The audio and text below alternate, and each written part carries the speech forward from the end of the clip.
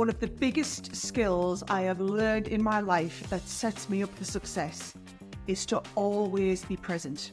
And I know it sounds really easy, but actually it is so easy to try and think we're doing multitasking. Okay, I can absolutely be on my emails and doing this. It doesn't serve anybody well if you aren't 100% present in what you do. And actually I had the rude awakening, and I learned this firsthand when I was doing Strictly. So let me walk you through the story. When I was doing Strictly, talk about giving a job to a busy woman. Okay, so at the time in my life that I was doing Strictly, I already had a hell of a lot going on. I had my business that I was managing. I had my investment portfolio. I still had a lot of filming commitments. I've got 2 young kids at home, and trying to juggle all of that and fit in 40, 50 hours of dancing a week and all of the filming commitments that go with that was no mean feat. But how I kind of learned to do that is what I used to do is I used to do my dance training. We used to start at 6 o'clock every morning. Now, I think poor Aliash had no idea that there were even 2 6 o'clocks in the day. And it came as quite a shock to the system. But that's how I used to cope with it. I used to start training. I used to get up at 5 o'clock. I used to start training at 6 o'clock. I used to train from 6 till like 12, 1 o'clock.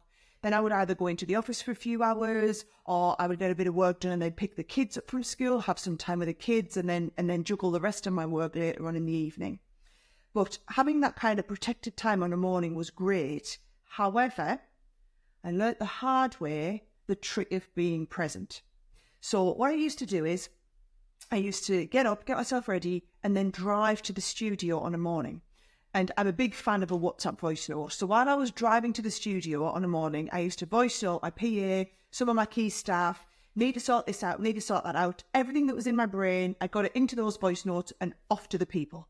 So that when I arrived at the studio and I started doing my training, I could give Aliash 100% of all of my focus and focus on the training. And I remember him saying to me, the aptitude that I had for learning was off the chart. He said, I'd never known someone pick up steps so quickly.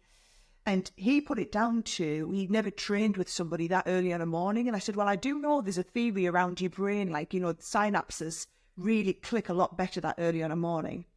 But interestingly, he said to me, you're brilliant from 6 till 8.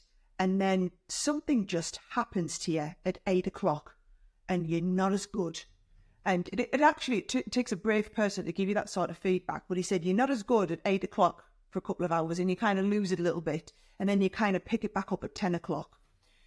So I've tried to analyse what was changing at 8 o'clock. And actually it dawned on me. So we used to train, get there at 6 o'clock, used to start training. And at around about 8 o'clock, we used to have a bit of a break. I used to go and make us a cup of coffee. Aliash would check his emails. And then while he was busy doing that, I'd drink my cup of coffee, and all the voice notes that I'd sent to my staff that morning, they'd start replying with all of the, okay, I'm doing this and I'm doing that. So what would happen is I would go from thinking 100% about the dancing to all of a sudden then my head was in the office. When I got in there, all right, I need to tell so-and-so that when we've got that meeting, they need to pick this up, and that shipment that's coming in, we need to reroute it and it needs to come in here, and we've got that issue going on, we need to pick that up with that supplier. So there was all sorts going through my head, and I would actually fire off a few emails, a few WhatsApps at 8 o'clock, and I had my Apple Watch. And I remember even my Apple Watch would ping as people were starting to respond to me with all my stuff. But even if it wasn't that, after that kind of break at 8:15, I'd go back to the dancing, but my body was physically present in that room. However, my mind was already in the business. It was already on what I was going to have to deal with that afternoon when I got into work. And splitting yourself in two like that, as I learned to my detriment, means you're not doing either thing well. And if I just look back realistically, did it make any difference that I was able to shoot off those couple of emails at 8 o'clock? I'd already downloaded everything on the morning, so me spending the morning worrying about whether we were going to sort out that shipment, whether that meeting was going to get moved, whatever it is, because I couldn't actually do anything about all that stuff until later in the afternoon, nothing got done any sooner, nothing was any better. However, my dancing lesson was compromised. I wasn't learning. I didn't have that same aptitude for learning because I'd split my brain in two. And it was when he pointed that out to me that I came to realise, I might think I'm a brilliant multitasker. I'm a woman. Of course I'm great at multitasking. Actually, trying to do multiple things means I'm not doing anything well. So from then onwards, I took my Apple Watch off. I actually disabled all the notifications. I still wanted to count all the calories I was working up.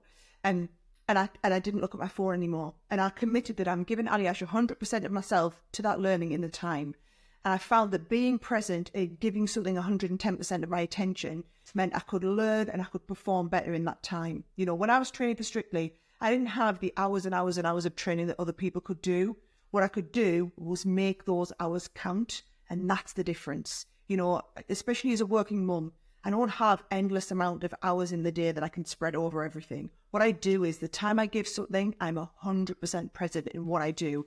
And it honestly makes all the difference. So if you want to succeed, my biggest piece of advice is be present.